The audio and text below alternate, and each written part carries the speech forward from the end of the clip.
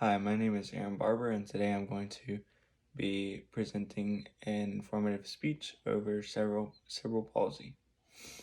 All right, as many of you may not know, I do have cerebral palsy. It's very mild case, and it affects my left leg when walking. Not so much my speech, as I'm going to be talking to you today about in the speech or today. And I, when I walk, my foot turns in, and that's about as far as it affects me. It also affects my mom. Um, again, in a physical way and not a communicative way at all. But I just wanted to preface that, uh, just so you know my connection to the topic that I chose. All right. So today, like I was just talking in the introduction, I'm going to be talking about um, cerebral palsy and as it affects people's ability to communicate. Um, as shown up on the screen, cerebral palsy does affect communication. Um, I'm going to inform y'all of this and also how speech therapy can help um, produce someone with cerebral palsy that knows how to communicate effectively to the best of their ability. Because not everyone with cerebral palsy has the blessing of getting speech therapy. Maybe your parents can afford it. Maybe the case is so severe that they can't physically bring themselves to do speech therapy. Um, but nonetheless, if the parent of the person with cerebral palsy has the means and ability to do it, then I would strongly suggest that if you know someone with cerebral palsy, please get them speech therapy because it really will help. And after this presentation, you'll know why it helps. Also, did you know that that 1 in 4 people with cerebral palsy can't talk? I mean, that's just crazy to me. I'm gonna adjust my camera real quick so you can see the PowerPoint a little better. Maybe fix it. Yeah, I hope y'all can see that. But like I was saying, 1 in 4 people with cerebral palsy can't talk. So that's just that's crazy to me. Like that is I didn't even know that before I started doing research on my topic, and I have cerebral palsy, so that says a lot. I mean, yeah. Uh, so today I'm going to be telling you. I have structured my speech into 3 main points. The first point is what causes cerebral palsy. First of all, because we have to know the the cause before we can get to how it relates to speech and communication. And second, how speech therapy can help you with or if you have cerebral palsy. And then 3, the effectiveness of that speech therapy when you have cerebral palsy. All right. So, main point number 1 is what causes cerebral palsy. Move this up.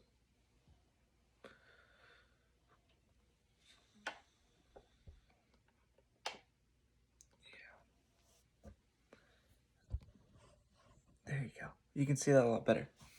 So, so, um, being born prematurely is a very well likely cause of cerebral palsy. I was born 25 weeks early, so I really know the effects of this statement.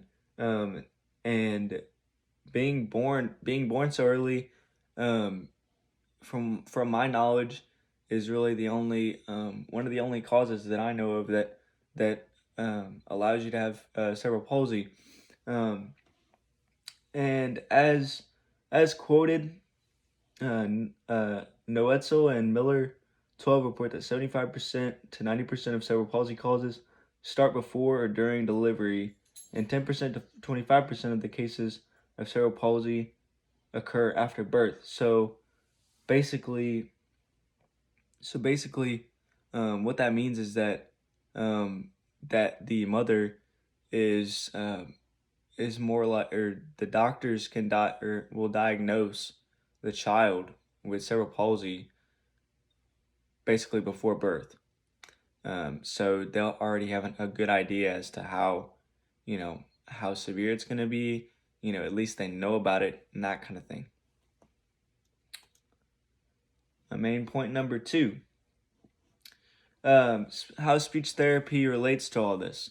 We've gotten through what causes cerebral palsy, right? Being born prematurely, and now we're going to talk about speech therapy and how it relates to someone with cerebral palsy and how it can help enhance their communicative ability. Um, so, um, as quoted over here, therapy, uh, when it says therapy, it's talking about speech therapy. Therapy to help children control their breath, support uh, to create a stronger speech signal in which speech sounds are more clearly differentiated, and to speak at a steady rate so that they have time to articulate sounds and create emphasis more clearly, has recently been tested. And that comes from Pennington, page 2,935. And so what they're saying is that after speech therapy, the person with cerebral palsy is able to communicate more effectively, articulate their words in a more timely and effective manner so that people out in the real world can understand what they're saying, because it's hard to talk to someone or speak to someone when you don't understand what they're saying. They're constantly having to repeat themselves and that kind of thing. And so speech therapy gets people with cerebral palsy ready for that public interaction that you need to have to go about your daily life. Because if someone with cerebral palsy didn't have speech therapy in their back pocket, right? If they didn't go to speech therapy and try to expand their communication ability, they'd still be stuck at square one. Based off a case to case basis, you know that person may not be able to talk at all. I mean, you know, there's different levels of it, but I mean, it's that foundation of speech therapy that helps with your communication. And if you don't have that, then you're lacking. Then you are without, as someone with cerebral palsy, um, to be able to function. Main point number 3 is the effectiveness of speech therapy. So I've covered so far the causes of cerebral palsy and the how speech therapy can help with people with cerebral palsy um, grow their communication skills. And so on this slide, it says speech therapy can be effective with cerebral palsy patients, and it improves their speech probes. It improves priorities in the mind. So basically, without reading this quote, what that means um, is that they're able, after speech therapy, they're able um, to say, okay, I'm gonna say this word. Maybe it's like bat or cat, and in the mind, it starts to function and it starts to process the word so that they're able to fully say the word cat or the word bat in a way that people can understand it.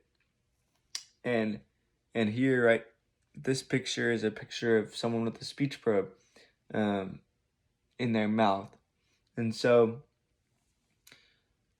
yeah. So more often than not, the effectiveness of speech therapy is very high.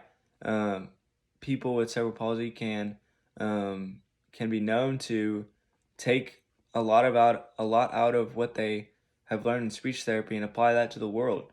Like I was saying, in face-to-face communication, someone with cerebral palsy isn't, without that background foundation of speech therapy, they're going to be stuck in a place where they can't communicate and can't function.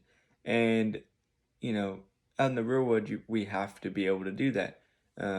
People with any disability, for that matter, at all, you have to know how to communicate, and you have to seek out the things that can help you with that, like speech therapy. In closing, I've discussed how cerebral palsy, or how you can overcome that speech barrier um, with or through speech therapy when you have cerebral palsy. Um, and just my personal advice in closing: never ever let anything get in your way from succeeding. Never let if you know someone with cerebral palsy who has a speech problem, then never stop encouraging them to go the extra mile, go seek help, go practice with you on speaking.